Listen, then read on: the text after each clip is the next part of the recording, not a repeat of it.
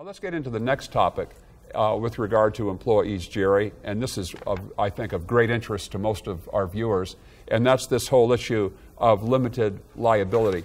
And the point here is this. Most states have enacted laws that provide limited immunity from liability for uncompensated officers or directors with regard to their ordinary acts of negligence. Now, many of these laws also apply to volunteers generally, not just to officers and directors of a nonprofit organization, but also to volunteer workers.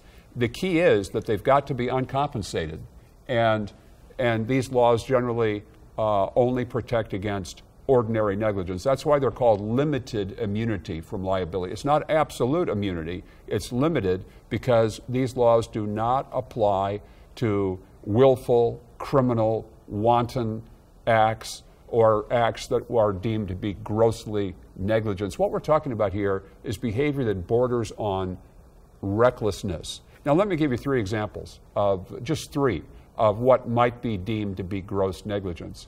And one would be a church that says, we're not going to, or let's say a church board that says, we're not going to screen workers that work with minors in our church. We don't need to do that. That's a sensationalized topic. That doesn't apply to us. That's a perfect example, I think, of a church board that may be guilty of reckless or gross negligence, which does what? It abrogates the limited immunity and exposes those individual board members to personal liability. I think a second one would be not controlling the use of cell phones by church staff when they're driving on church business. Letting people text message. Just imagine somebody, an employee of your church or volunteer, that is engaged in text messaging while on church business, causes a horrific accident in which people are killed. Yes, the church is going to be liable under those circumstances, but the point we're making here is, what about those volunteer officers and directors, the volunteer board members? Can they say, well, we're not liable because we have immunity from liability under state and federal law? That's not necessarily going to be the case if that's deemed to be grossly negligent. And here's the third one, and that is a church board that otherwise would have limited immunity, but authorize or do not control or prohibit the use of 15-passenger vans. I'm involved in a case right now. It's the lock-in case I mentioned before, where the youth pastor fell asleep in a van. Every one of the teenagers in that van, of which there were about 15, was injured. One was killed. And here's the interesting thing. Not only has the church been sued by some of these victims, but also the members of the board of that church were individually sued. That was a real wake-up call. That was a shocker for these board members to be served a lawsuit by a deputy at their front door. And I'll tell you what, they've gotten very serious about this. And the point is this: you authorized the use of a 15-passenger van despite all the media attention on the inherent risks of these vehicles, and you allowed minors, of all people, to be stuffed into that vehicle and did not comply with any of the recommendations by the National Highway Traffic Safety Administration. And so, board, yes, the church is liable too, but we're going after you personally. And this could have catastrophic consequences because of the amount of damages involved. You know, one of the things that happened with that case is that, you know, you do have board members that are serving on that board have no idea that they're liable. There's a good chance that they will be held liable. But what people really need to watch is, you know, when things go to court and we get into the limited immunity, what is considered gross negligence? What would a prudent man do? What would the church prudently do?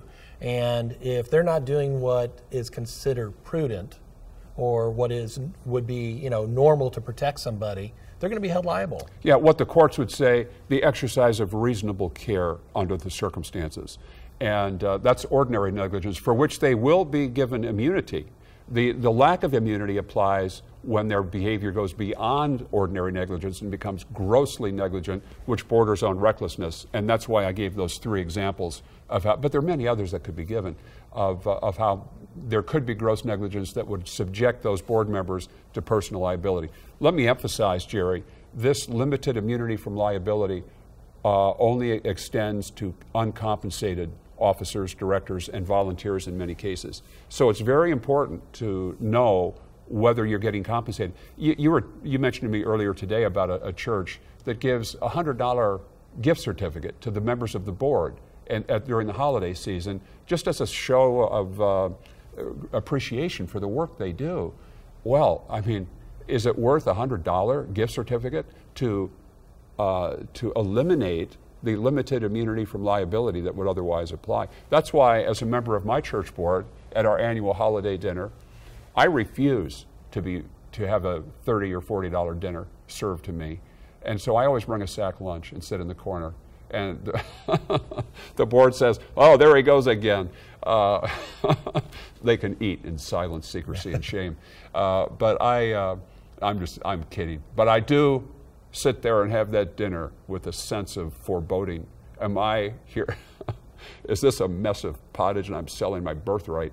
Am I selling my limited immunity for the sake of this this dinner? Yeah, one of the things it bothers me. Yeah, one of the things that churches really need to do to protect those people that are serving on the board, and I know that you've served on a church board and you serve on several other boards, is you need to make sure that the church is providing directors and officers liability.